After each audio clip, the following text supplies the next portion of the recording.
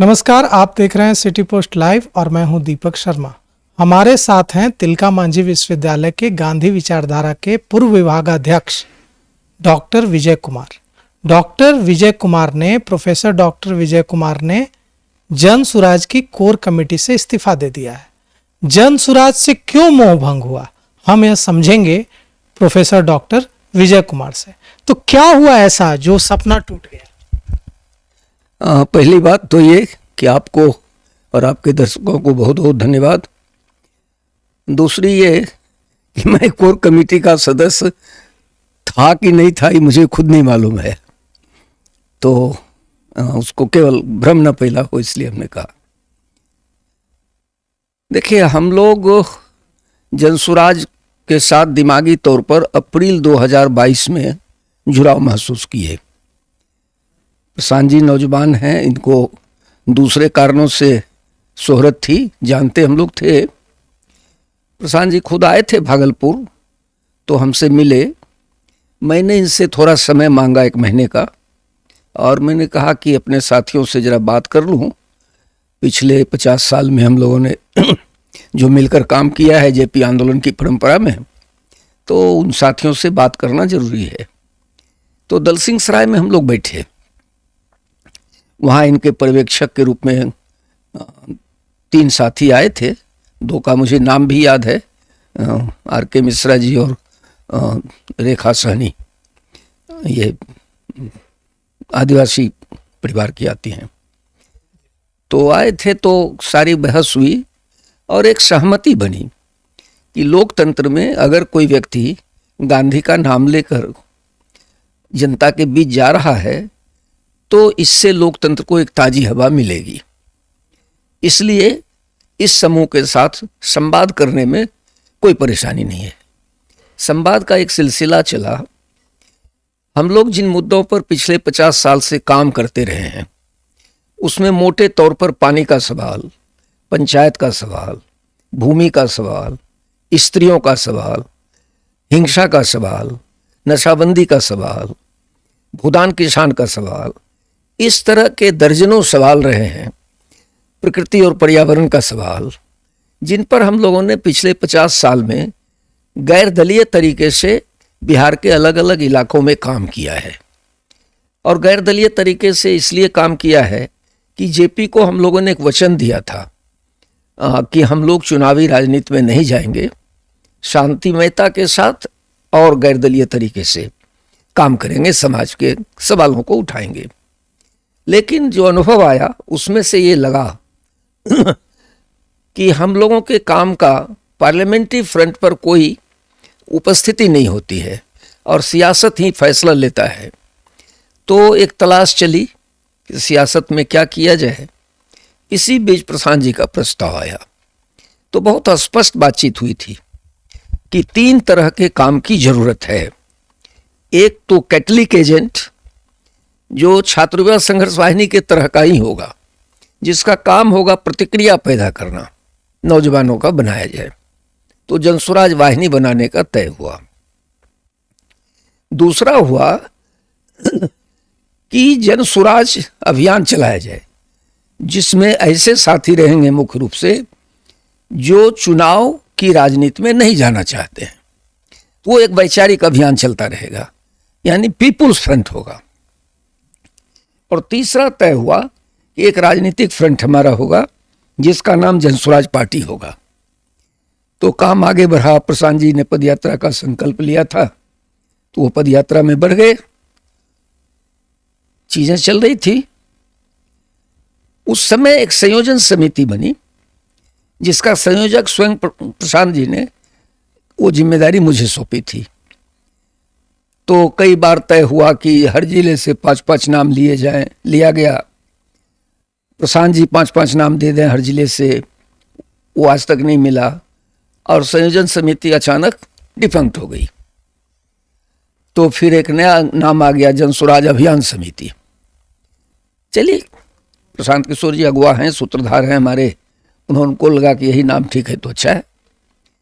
ये चीजें चलती रहीं।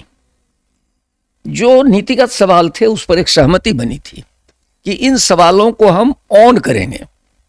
जन स्वराज के बैनर से। अब उन सवालों पर उनकी असहमति आने लगी, जिसमें शराब को लेकर तो बहुचर्चित प्रश्न है। ये असहमतियां दृष्टि को लेकर गहरी होती गई, और इसको लेकर जब कभी कोशिश हम लोगों ने किया कि आपस में बैठकर एक स्पष्टता हो, तो वो हो नहीं पाया, और प्रशांत जी की उसमें रुचि भी नहीं दिखी हम लोगों को। तो वो कैजुअली हम लोगों को अपने होने का अर्थ ही समझ में नहीं आने लगा कि हम जनस्वराज में किस भूमिका में रहे, क्या काम है मेरे जी में। तो एक परिस्थिति रही। दूसरा, दिशा को लेकर हुआ कि हमारी दिशा क्या है। तो समझ में आया कि पूरा का पूरा सोच जो प्रशांत जी का है वो वैचारिक नहीं है। उनको किसी भी विचारधारा को लेकर कोई नई बात कहनी है, ऐसा उनका विश्वास नहीं है, तो दृष्टि भी नहीं मिली। तो अभी हम लोग ये महसूस करते हैं कि हिंदुस्तान में बहुत तेजी से और दुनिया भर में जो पूंजी वाला तबका है, उसकी ये कोशिश हो रही है कि अब सरकारों का बनना बिगड़ना भी हमारे मुट्ठी में होना चाहिए, और अब वो ओपन हो रहे हैं। पहले भी वो थे इस खेल में, तो छिपे छिपे चलता था। कभी हम लोग नारे लगाते थे टाटा बिरला की सरकार नहीं चलेगी, तो बीच में अदानी अंबानी आ गए, लेकिन अब वो ओपन हो गया, और इसको दुनिया में ओपन हुआ। ऐसा नहीं कि यहीं हुआ। आप देख रहे होंगे कि ट्रंप के चुनाव में एलन मस्क जिस तरह से सामने आए, ये डर हम लोगों को था। तो उसका पॉलिटिकल एजेंडा क्या है? बहुत सीधा सीधा पॉलिटिकल एजेंडा है कि हमको पूरे समाज को एक लाभार्थी वर्ग के रूप में बदल देना है, बेनिफिशरीज के रूप में। उनका कोई सिविलियन रोल नहीं होगा, सिविल सोसाइटी का कॉन्सेप्ट भी नहीं चलेगा। एक विचारहीन समाज, ये पूरी दुनिया में चल रही है।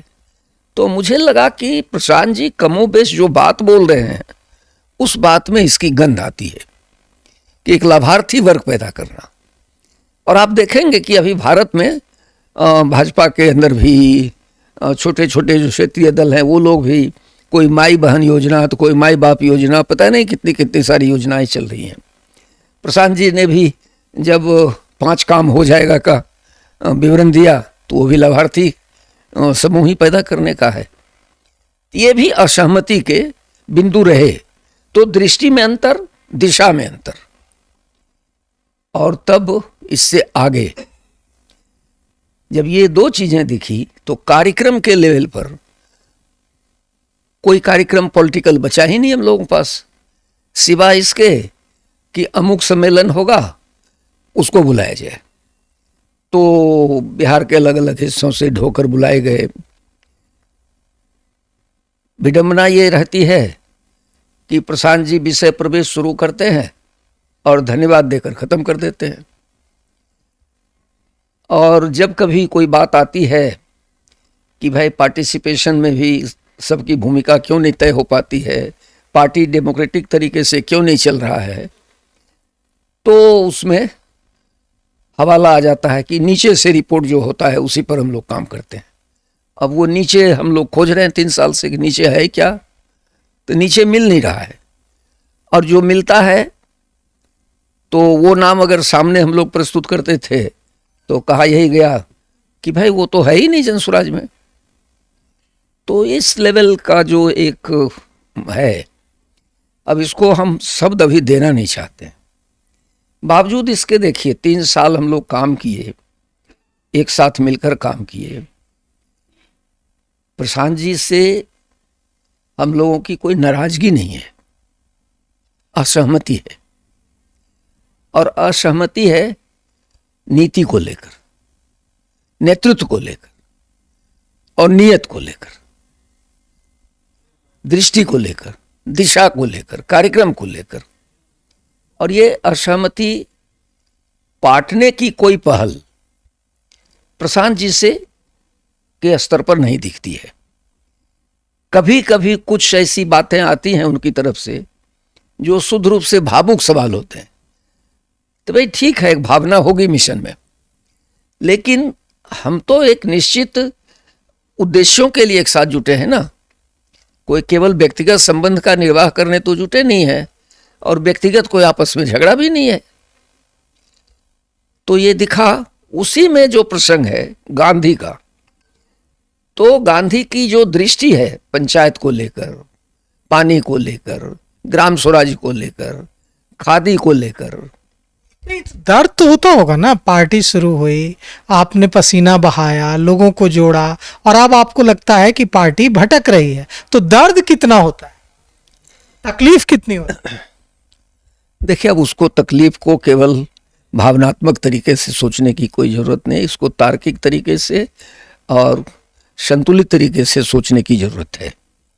हम लोग ये मानते हैं कि प्रशांत किशोर जी ने जो घोषित वक्तव्य दिया है, सही लोग, सही सोच, सामूहिक प्रयास, गरीब से गरीब आदमी के लिए भी चुनाव लड़ने का अवसर, रिजल्ट ऐसा दिख नहीं रहा है। दिख ये रहा है कि अब सामाजिक काम करने के लिए भी कोई भी सामान्य आदमी सामाजिक काम कर ही नहीं सकता है, क्योंकि सामाजिक काम इस स्तर पर पैसे के लाभार्थी स्वरूप में बदल चुका है कि सामाजिक काम का मतलब हो गया है पैसा। तो कोई सामाजिक सवाल पर आगे लड़ने कैसे आएंगे लोग, ये एक बड़ा गंभीर सवाल पैदा हो गया है। कई लोग आपकी तरह और जो कई इंटेलेक्चुअल बुद्धिजीवी जुड़े थे, वे कह रहे हैं कि अब जो हालत है उसको देखकर रोना आता है। तो क्या आपको भी ऐसा महसूस हो रहा है कि जितनी उम्मीद, जितना सपना था, अब वो देखकर, उस पार्टी को देखकर रोना आ रहा है? देखिए, हम रोने वाले लोगों में से नहीं हैं।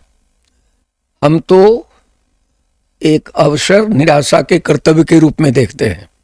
निराशा जरूर हुई है, और ये नहीं चाहते हैं कि, देखिए हम लोग साथ दिक्कत क्या हुआ है कि आज जब गांव में, समाज में जाते हैं तो सब लोग बोलते हैं, जो हम लोगों को जानते हैं, कि भाई लालू नीतीश तो आप ही लोगों के मित्र थे, और अब लड़ने की नौबत आ गई आप लोगों की। तो एक धोखे का शिकार हुआ समाज। हम नहीं चाहते हैं कि आगे मेरे सहयोग से हमारा बिहार किसी के धोखे का शिकार हो, और ये डर मजबूत हो गया है। तो ऐसी स्थिति में हम लोग अपने को बचाने का काम कर रहे हैं कि इस चीज से बच जाओ, क्योंकि अब जिंदगी में उस तरह से वक्त नहीं है जिस तरह से वक्त 1974 में था। तो हम लोगों की उम्र घटती चली गई, अब बहुत कम उम्र है हम लोगों के पास। तो इसमें गढ़ने का काम, नौजवानों को थोड़ा प्रशिक्षित करने का काम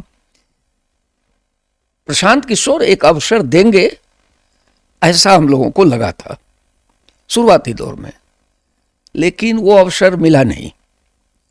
और प्रशांत जी की अपनी वैचारिकी है, अपनी व्यवस्था है, अपने अंदाज हैं, तो उसमें उनको क्यों बाधा पहुंचाया जाए। तो प्रशांत किशोर से क्या कहना चाहेंगे आप? हम तो शुभकामना देंगे कि जिस मिशन को लेकर वो शुरू हुए थे उसमें उनको सफलता मिले, ताकि हम इतना तो कह ही पाएंगे कि हमने भी इस मिशन में अपने 3 साल लगाए थे। ये संतोष मिलेगा हम लोगों को भी। ये कहने का अवसर नहीं मिले कि हमारे 3 साल चोरी हो गए। तो सुना आपने प्रोफेसर डॉक्टर विजय कुमार को, निराशा झलक रही है। कह रहे हैं कि जो उम्मीद जगी थी वह पूरी होती नहीं दिखी, और अब इस बात के लिए तैयार नहीं थे कि फिर से बिहार के समाज के साथ कोई धोखा हो। तो फिलहाल इस खबर में इतना ही। आगे की खबरों के लिए देखते रहिए सिटी पोस्ट लाइव। शुक्रिया।